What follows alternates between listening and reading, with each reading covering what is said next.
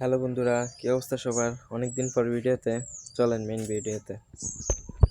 আসলে প্রথমেই বলে রাখি, এটা কোনো আমার কেনা ঘুঘু না, এটা আমি অ্যাক্সিডেন্টলি এখানে পেয়েছি আর কি। পেয়েছি বলতে এখানে অনেক দিন ধরে একটা ঘুঘু আমাদের এই মণ্ডল গাছে বাসা বেঁধেছিল।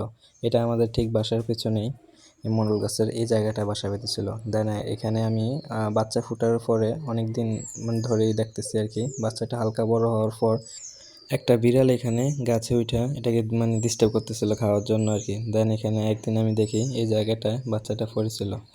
দেন এটা আমি সেভ করে এনে আমার কবুতরের ঘরে আর কি একটা খাঁচায় রেখে দেই। ঠিক এই খাঁচাটাই একদিন এটা রেখে দিই। এটা হয়েছিল আরও পরশুদিন। পরে আমি এটাকে আমার হাতে আর কি খাওয়াচ্ছিলাম, বাট এটা একবারে অসম্ভব হয়ে পড়েছিল। আমি তো এটা এরকম আগে কখনো খাওয়াইনি ঘুঘু পাখির বাচ্চারে।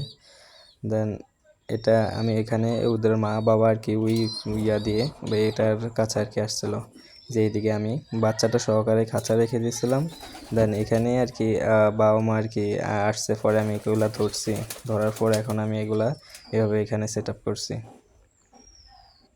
আমার হাতে অন্য আর কোনো উপায় ছিল না, বাচ্চাটার বাঁচানোর জন্য আর কি মা বাবাকে ধরতে হয়েছে। দেন এখানে আমরা এরকমভাবে এগুলো দিছি আর কি।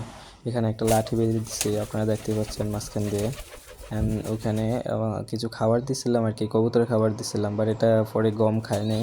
গম না খাওয়ার কারণে আমি রিসার্চ করছিলাম কি খাওয়ানো যায়। দেন ফেসবুক থেকে জানতে পারলাম আর কি। দেন এখানে ধান ও কলই ঘুঘু পাখি খায়, তো ওগুলা চিন্তা ভাবনা করছি। দেন এখানে আমি একটা বাসার মতো পেতে দিচ্ছি আর কি, নিচে লাঠি আর কি দিয়ে, উপরে একটা খোড়া দিয়ে ওই বাসাটাই আর কি ওইখান থেকে এনে এখানে দিয়ে আর কি বাচ্চাটা ওইখানে দিয়ে দিচ্ছি আর কি। অ্যান্ড বাবা মা আর কি এখানেই আছে।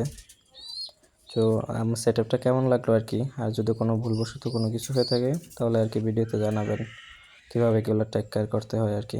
আচ্ছা ঠিক আছে, আজকের ভিডিও এতটুকুই। আল্লাহ হাফেজ।